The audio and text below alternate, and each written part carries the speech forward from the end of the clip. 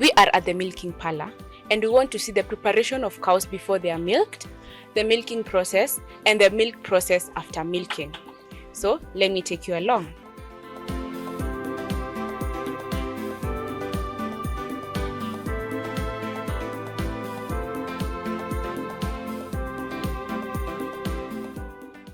So Mr. Simon, now you want to milk. So first of all, umeka mbao nyuma ya the cow. Mbona? Hii mbao ni ya kuzuia ng'ombe ikiingia kwa joko isitoke, ukikamua isitoke, isimwage maziwa ukikamua. Na pia naona iko inside kuna kitu inakula ama inafanya nini? Sisi hatupeagi ng'ombe chakula tukikamua, hatupeagi chakula tukikamua. Sasa what is the process before uanze hadi kukamua? Unaipreparing aje? Sasa lazima ukuje na maji moto, maji warm kiasi, yenye si moto sana. Na lazima ukuwe na hii mafuta ya kukamua. Kisha unaanza kukamua sasa. Sasa unaanza kuosha ng'ombe. Unaanza kuiosha tu matuta na maji safi, na una make sure kitambaa ni safi, maji ni safi na ni warm. Unaanza tu kuiosha uchafu kwa sababu ya matope ama uchafu yoyote yenye iko kwa matiti. Unaosha tu vizuri, unaosha. Halafu sasa unapanguza hiyo maji yenye iko kwa matiti sasa. Na naona uoshi matiti pekee, unaosha hadi area yote, naosha area yote kwa sababu ya matope. Pengine ilikuwa inatembea huku inajirushia matope. Sasa lazima uoshe yote. Sasa ukimaliza unachukua hii mafuta ya kukamua, unapaka hii matiti. Unapaka vizuri ndio uweze sasa kukamua sasa. Hivyo ndio inaendana. Kisha ukimaliza kupaka unachukua hii ni ndio ya kukamulia sasa. Kuna reason unatumia chuma na si plastic? Hakuna reason, unaweza tumia tu yoyote. Unaanza tu kukamua.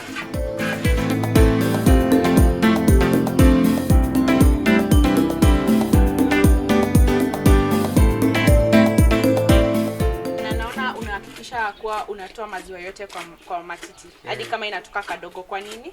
Lazima tumalizie yote iishe kabisa juu ya ugonjwa ya mastitis. Usipatwe na ugonjwa. Juu ukibakisha maziwa utapatwa na mastitis.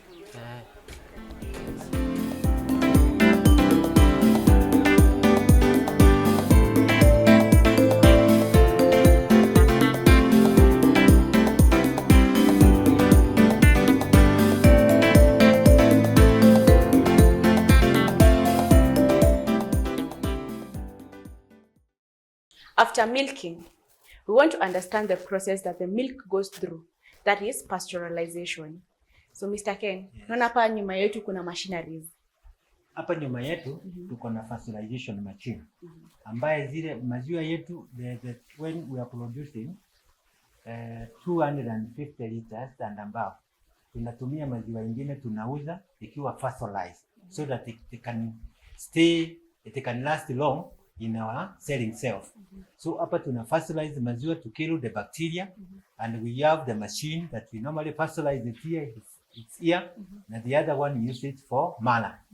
Tunatengeneza maziwa mala, na hiyo ingine tuna pasteurize the fresh milk. Then we take it to the shelf when it is already pasteurized. Now this machine zimekuwa installed here for the purpose of pasteurizing machine so that they can. And now our idea now, we are trying to think of the local farmers. As I told you, we have incorporated with some cooperative members within the locality so that once we get their milk, it will be more. Then we pasteurize that milk together so that we can sell it to the selling point, and the farmers will benefit and also will benefit because we will sell our the milk at a higher price than when they are selling to these moving vendors that they are getting at 30 cents per liter. We will sell it at a higher price. Like ours, in our selling point, we are selling 1 liter at 70 cents per liter. And the mala milk, 1 liter, we are selling at 100 shillings. At 100 shillings. So you see that range is more higher and it is more profitable. That's why we are trying to incorporate other local members so that they can get the idea, and we are training those local farmers that we incorporated with them, the hygiene of keeping their milk more hygienic. As they sell it here, we will be sure that we are getting the safer milk from them. Then we started pasteurizing for them. Then we sell to our selling points. Yes. So what is the process of pasteurization? The process of pasteurization, there is a boiler gas. Here we are using the boiler gas system. You can see those pipes that bring the gas to the machine. We boil the water. There is a water pan just below where we boil that water with the boiler gas.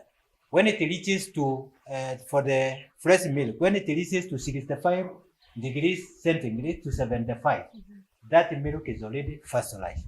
So it is like steamed. We put that container, there is where you put the milk, then there is a layer of water in that vacuum, hot water, then it will go up to 65 degrees, 70 degrees, 75 degrees. That milk is already pasteurized. Then, because of the cooling system, we have the cooling chamber here. Now we cool that milk, which has gone to that temperature. We open the cooling system with the cold water. Then it will reduce the temperature up to 10 degrees centigrade. Then we cool that milk. That's where we leave it. Now it is already pasteurized, ready for the market. Yes. And you have a place where you store the milk before it goes to the market? We have the storage, the transportation container and the storage container. And once we put these selling cans, the transportation cans, we have these stainless steel. Initially, we used to transport our milk with the non-stainless containers. That is these containers. Now we were losing a lot because every time the milk has gone bad because of those containers, because it seems like they are lasting.